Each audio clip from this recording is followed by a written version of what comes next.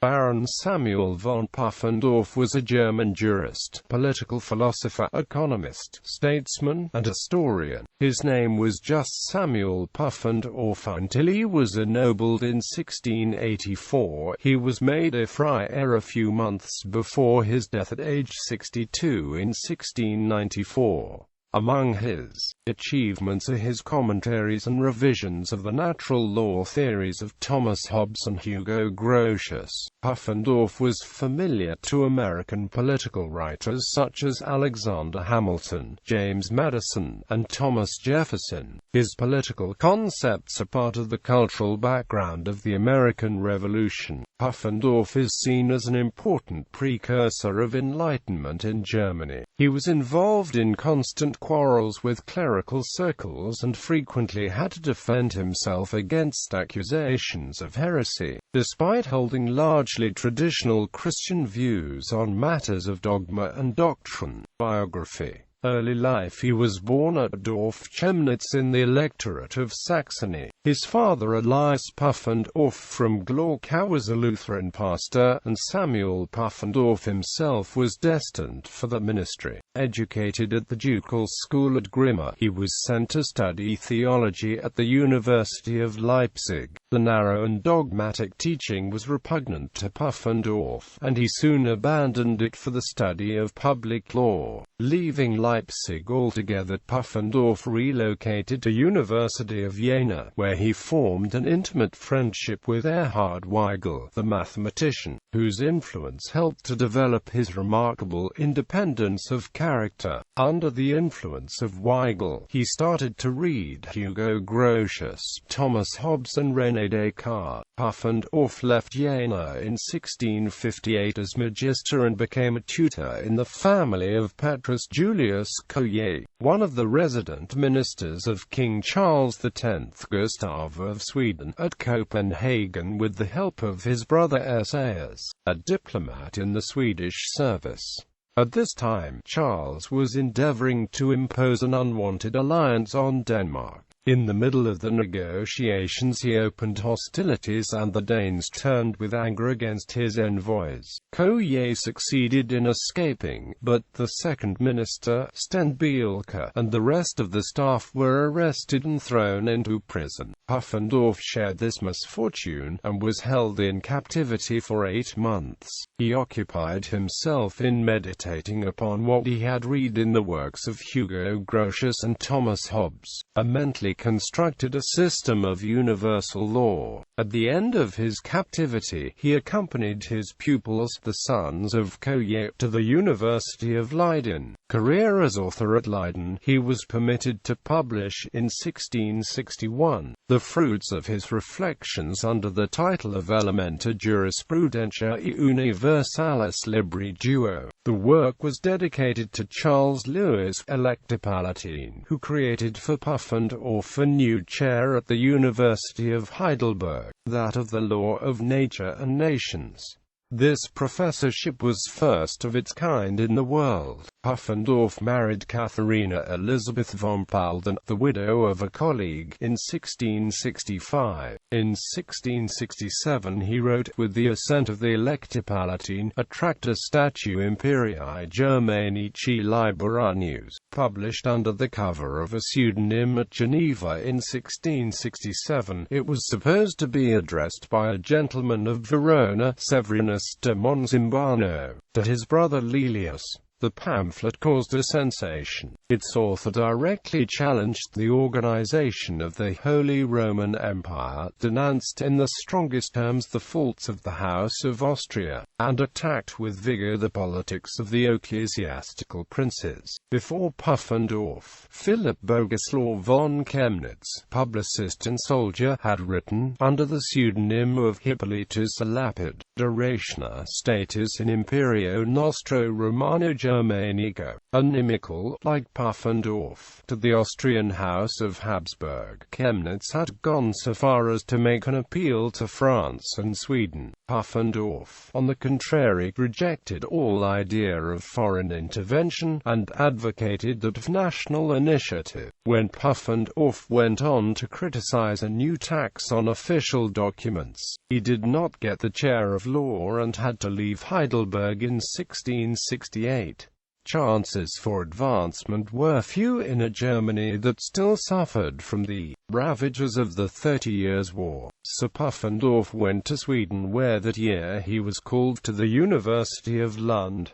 His sojourn there was fruitful. In 1672 appeared the Juri Naturae Gentium Libri Octo, and in 1675 a resume of it under the title De Officio Hominis Aesavis, which, among other topics, gave his analysis of just war theory. In De Jure Naturae Gentium Pufendorf took up in great measure the theories of Grotius and sought to complete them by means of the doctrines of Hobbes and of his own ideas on Gentium. His first important point was that natural law does not extend beyond the limits of this life and that it confines itself to regulating external acts. He disputed Hobbes's conception of the state of nature and concluded that the state of nature is not one of war but of peace. But this peace is feeble and insecure, and if something else does not come to its aid, it can do very little for the preservation of mankind. As regards public law, Pufendorf, while recognizing in the state a moral person, teaches that the will of the state is but the sum of the individual wills that constitute it, and that this association explains the state. In this a priori conception, in which he scarcely gives proof of historical insight, he shows himself as one of the precursors of Rousseau and of the contrat social. Pufendorf powerfully defends the idea that international law is not restricted to Christendom, but constitutes a common bond between all nations because all nations form part of humanity. In 1677 Pufendorf was called to Stockholm as historiographer royal. To this new period belong Einleitungsjahrhistorie Ervornehmsten Reiche und Staaten as well as Commentarium de Rebus Succicis Libri 26, ab Expedition Gustavi Adolphi Regis in Germanium ad abdicationem Ius Christini and de Rebus a Carolo Gustavo Gestis. In his historical works Pufendorf wrote in a very dry style, but he professed a great respect for truth and generally drew from archival sources. In De Habitu Religionis Christiani ad Vitam Civilum he traces the limits between ecclesiastical and civil power. This work propounded for the first time the so-called Collegial theory of church government, which, developed later by the learned Lutheran theologian Christoph Mathcus Pfaff, formed the basis of the relations of church and state in Germany and more especially in Prussia. This theory makes a fundamental distinction between the supreme jurisdiction in ecclesiastical matters, which it conceived as inherent in the power of the state in respect of every religious communion, and the ecclesiastical power inherent in the church, but in some cases vested in the state by tacit or expressed consent of the ecclesiastical body. The theory was of importance because, by distinguishing church from state while preserving the essential supremacy of the latter, it prepared the way for the principle of toleration. It was put into practice to a certain extent in Prussia in the 18th century, but it was not till the political changes of the 19th century led to a great mixture of confessions under the various state governments that it found universal acceptance in Germany. The theory, of course, has found no acceptance in the Roman Catholic Church, but it nonetheless made it possible for the Protestant governments to make a working compromise with Rome in respect of the Roman Catholic Church, established in the States. In 1688 Pufendorf was called into the service of Frederick William, Elector of Brandenburg. He accepted the call, but he had no sooner arrived than the elector died. His son Frederick III fulfilled the promises of his father, and Pufendorf, historiographer and privy councillor, was instructed to write a history of the elector Frederick William. The King of Sweden continued to testify his goodwill towards Pufendorf, and in 1694 created him a baron. In the same year, while still in Sweden, Pufendorf suffered a stroke, and shortly thereafter died at Berlin. He was buried in the Church of St. Nicholas, where an inscription to his memory is still to be seen. He was succeeded as historiographer in Berlin by Charles Anselin. Der Iure Natura a Gentium in 1672 appeared Der Iure Naturae a Gentium. This work took largely the theories of Grotius and many ideas from Hobbes, adding to them Pufendorf's own ideas to develop the law of nations. Pufendorf argues that natural law does not extend beyond the limits of this life and merely regulates only external acts. He also challenges the Hobbesian thesis of a state of nature which is a state of war or conflict. For Pufendorf too there is a state of nature, but it is a state of peace.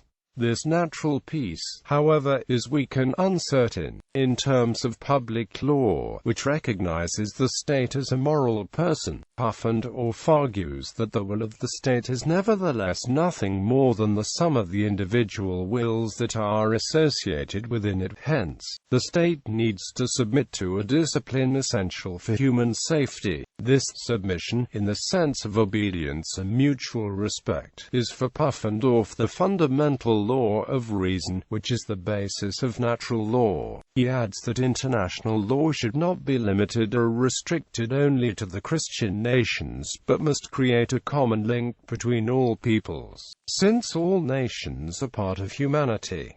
Legacy and reputation. John Locke, Jean-Jacques Rousseau, and Denis Diderot all recommended Pufendorf's inclusion in law curricula, and he greatly influenced Blackstone and Montesquieu. By way of these thinkers, Pufendorf was familiar to American political writers such as Alexander Hamilton, James Madison, and Thomas Jefferson. His political concepts are part of the cultural background of the American Revolution. Pufendorf is seen as an important precursor of Enlightenment in Germany. He was involved in constant quarrels with clerical circles and frequently had to defend himself against accusations of heresy. Pufendorf's feuds with Leibniz diminished his reputation. Pufendorf and Leibniz shared many theological views, but differed in the philosophical foundation, with Pufendorf leaning toward biblical fundamentalism.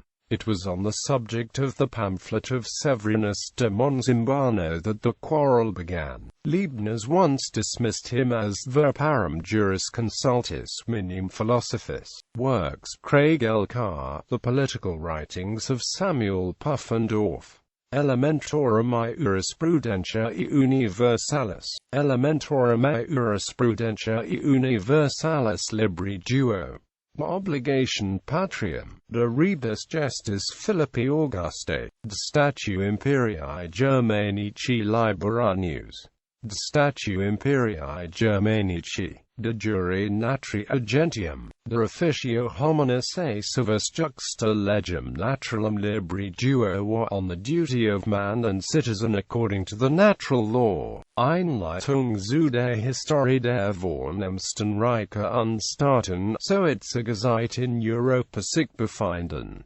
Commentarium de rebus Suciciis Libri 26, ab Expedition Gustavi Adolphi Regis in Germanium ad abdicationem Ius Christini. De rebus Carolo Gustavo Suceri Reg Gestis Commentariorum, de rebus Gestis Friderici Wilhelmi Magni, Bibliography. Dascal Marcello, The Practice of Reason, Leibniz and His Controversies, 2010. E. Olmsted Clifton, History of Religion in the United States, 1960. E. Wolf, Grotius.Pufendorf, Thomasius, Tübingen 1927, H. Welzdl, Die Nachkriegslehre Samuel Pufendorf, Berlin 1958.